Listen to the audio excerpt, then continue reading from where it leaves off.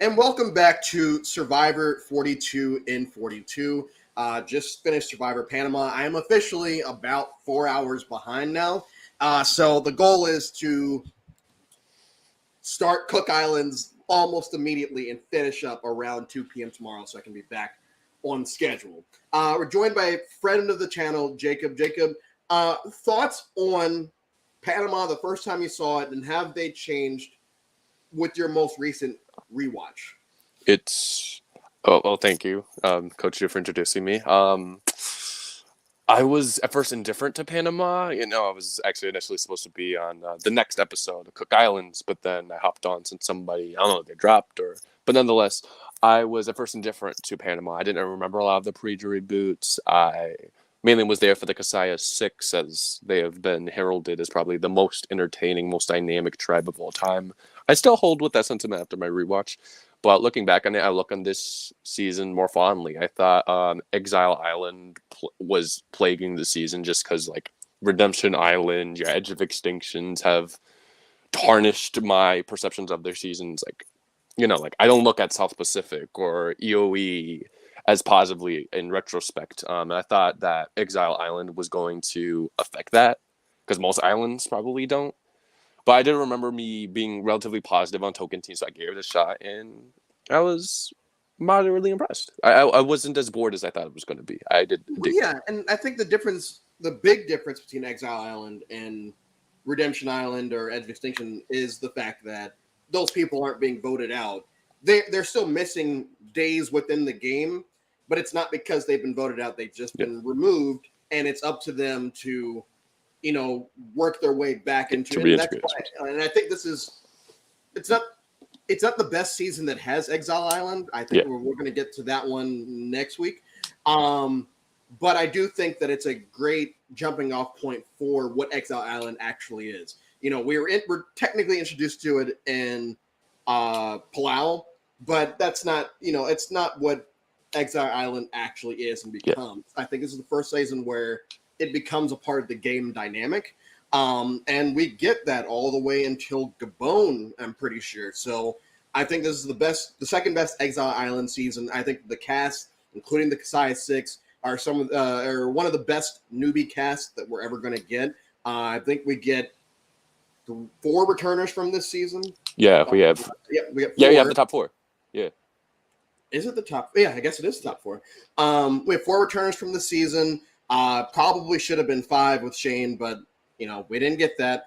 And I really like the storyline. I was talking about this yesterday that Guatemala suffered with is they didn't have a cohesive storyline about what was going on. And this season, it's very clear it's Terry versus the CASAYA 6, and you just have to pick and choose who you want to win. I'm not a Terry fan. I've never been a Terry fan, so I've always felt myself rooting against Terry.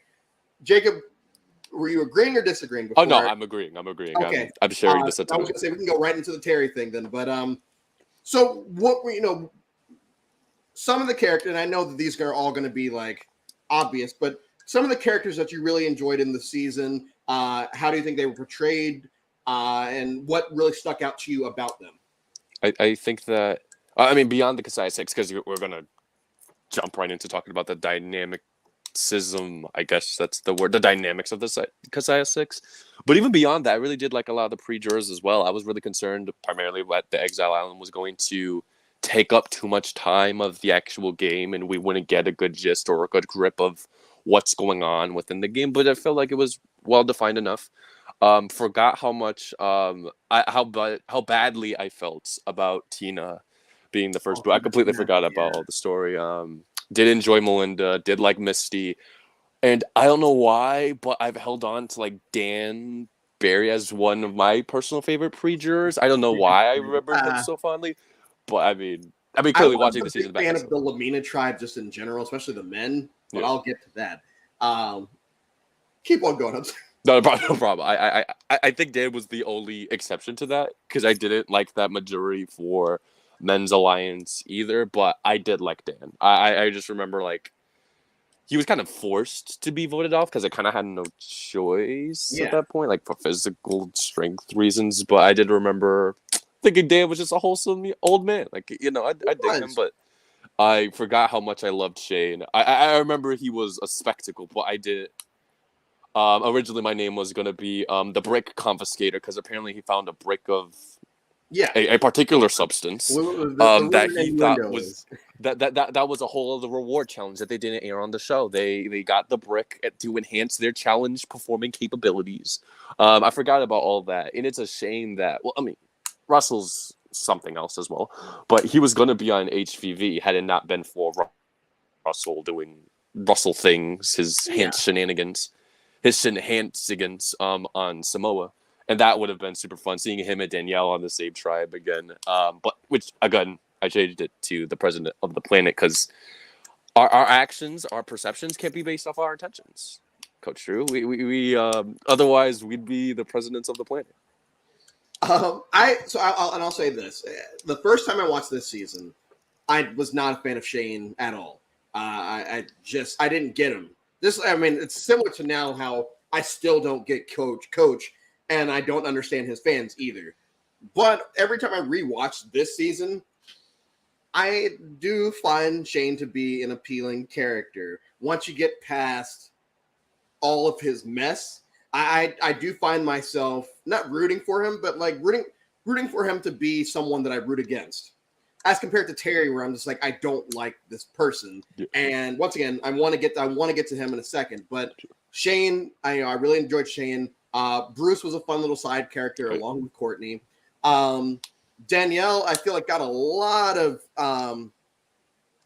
crap at Final Tribal, and I didn't think it was warranted. But I feel like everyone was rooting for Terry at the end, that they were annoyed that she didn't, which is my conspiracy theory and why she was a villain in Heroes versus Villains, because she does nothing in this season that is villainous. Exactly. At least, not enough to be top 5 female villains for all villain. Like, come on. So I think that people were pissed that she didn't take Terry, and it's like, yes, so she can lose even worse, because she probably would have been swept, I'm pretty sure. Aris, I actually prefer Aris and Blood versus Water. This season, he's fine. He does his job well. It's a fun little rivalry with him and Terry. But he's almost the least interesting person on that CASAYA tribe, including Bob Dog, who is pre-merge. And I still think that Bob Dog is a more appealing character this season than Aris is. So what were your thoughts on Aris? Did you think going into that final 2 that he had it wrapped up, or did you think that Danielle potentially could have pulled it out? I felt like I think the thing with Aris is that looking back, like as I'm about to do the rewatch, I'm thinking he is the most boring, just the CASAYA 6 just in general. Like at least Bob Dog had him and Bruce were in the outhouse and they were drinking everyone's wine. I didn't drink anyone's wine. I only drank Courtney's, all that mess. And his name is Bob Dog. His name's Bob Dog. Like, how could you not remember Bob Dog, honestly? But Aris was, I think on my first watch at that point, I already knew Danielle was on Heroes versus Villains, so I thought that she wasn't going to be just perceived well, or something would come up in FTC that would, I guess, paint her as more of a villainous figure. Like you said, I don't really think like it's warranted. Like think of like Katie Gallagher.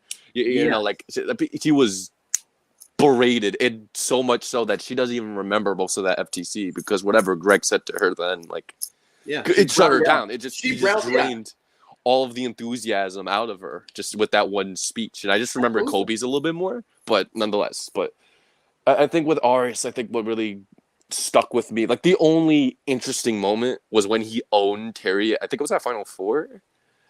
When he was like, "Oh, so whenever you lose, you're just gonna think it was rigged, right?" And him just talking trash. He brought up the whole Terry doesn't like women thing. That was which I also want to get. Terry's something. Well, okay, so I'll just go to the Lamina thing right now.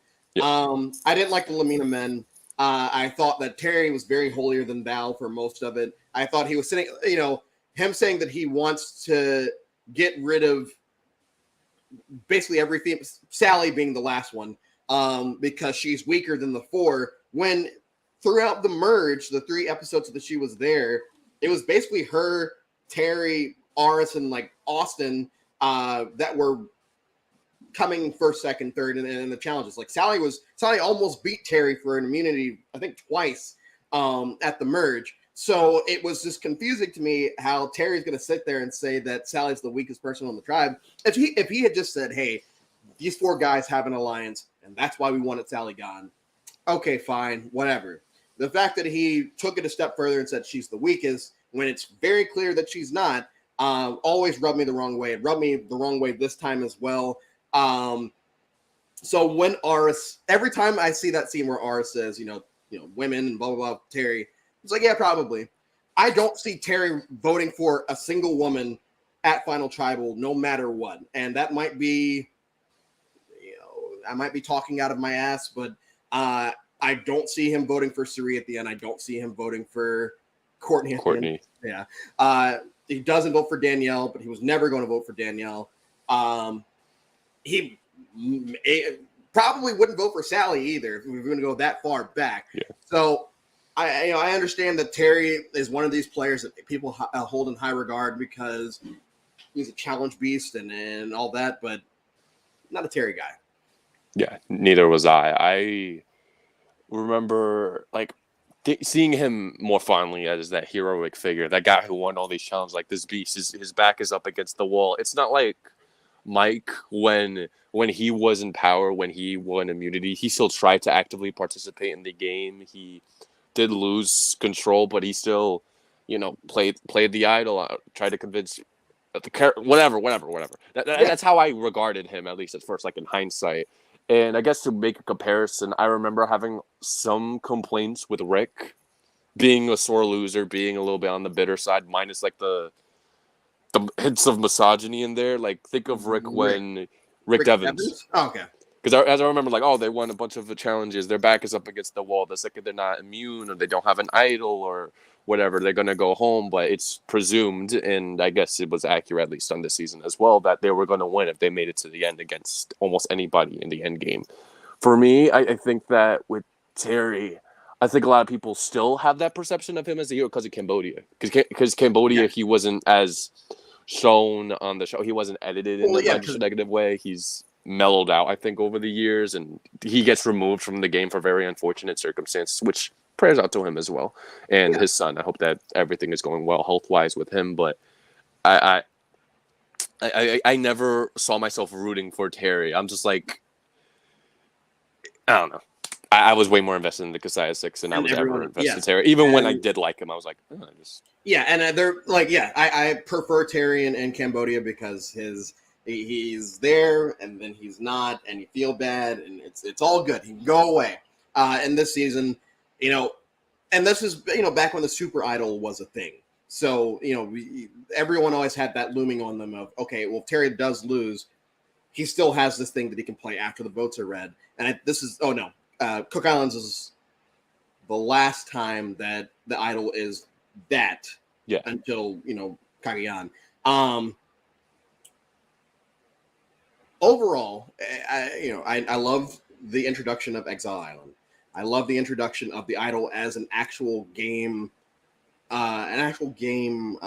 mechanic, because it is introduced to season before, but it's not really it's just kind of there and then it's gone. There's a whole storyline this season of Terry and his idol. Does he have it? Does he not have it? Will he play it if he loses? And even at Final Four, he probably doesn't get votes because they assume that not even assume, they know that if he does, he will just play the idol and CIRIE or Aris goes home.